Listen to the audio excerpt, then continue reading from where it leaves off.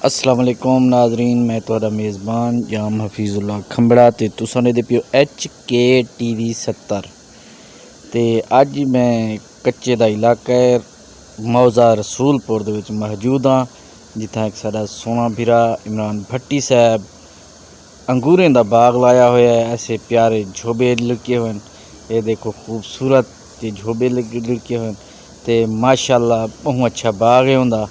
तो अज असा खसूसी उनका शुक्रिया भी अदा करेंदे से क्यों साकू अपने कीमती बहु कीमती वक्त चो साकू टाइम दिते साकू अपने बाग दा विजिट करवेंदा पे।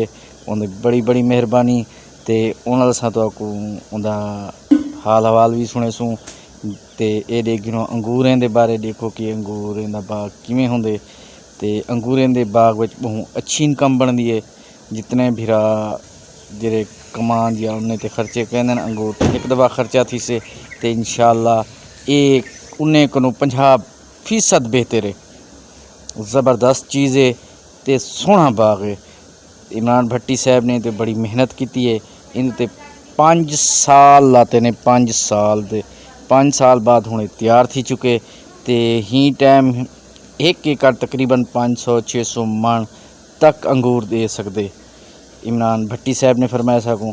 तो ये देखो कि बाग ऐसा खूबसूरत है ज़बरदस्त मंजर हैं, ऐसे प्यारे झोबे लड़के हुए हैं कि दिल देख जे खुश थींदे ते असां के नाजरीन को भी दिखाऊँ तो उन्हें दा दिल भी खुश थी वे। अस्सलाम वालेकुम। वालेकुम अस्सलाम। इमरान भाई क्या हाल है, तबीयत ठीक है? अल्हम्दुलिल्लाह पाक दा शुक्र है, करम है ज़ादा। इमरान भाई पहले तो मुबारक है अंगूरें दा बाग लाते हुए अपने ज़िले रिमिया खान दे पहले काश्तकार हो तुसां जी। खैर ना माशाल्लाह अल्हम्दुलिल्लाह। ते हुण तो बाकी काश्तकारें को क्या पैगाम दे सी?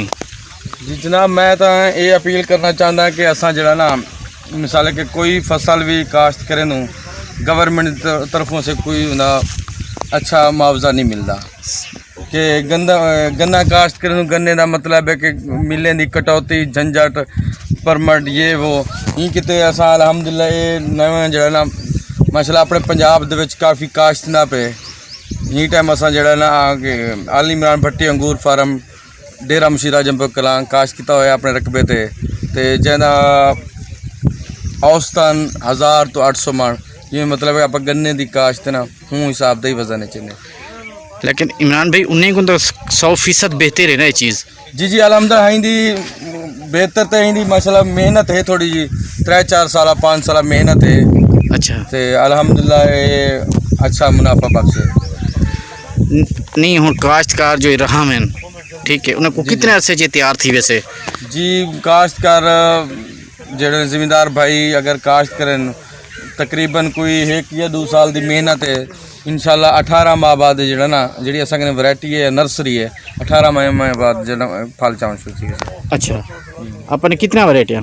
जी अपने अल्हम्दुलिल्लाह 5 वैरायटियाँ जैन सुंदर खानी भी है, परलट भी है, ते थामसन भी है, बिया मतलब किशमिश किते जो ना किशमिशा भी है।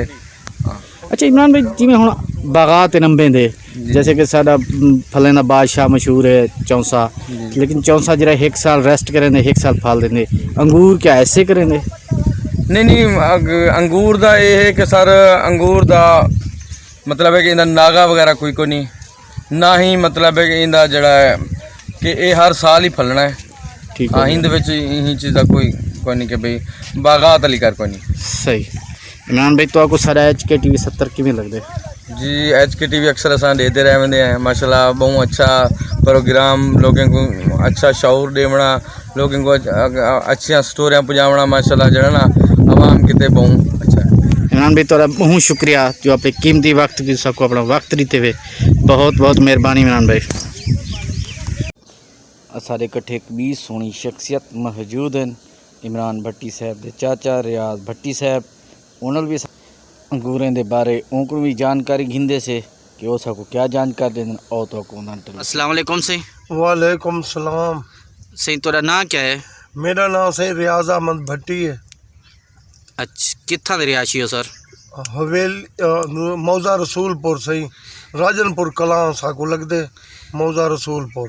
अच्छा सर कितने अरसे तो अंगूरें का बाग तैयार करने पे हो? ये सही 5 साल कनु 5 साल थी बना लेन, हाली मुकम्मल नहीं 5 साल थे।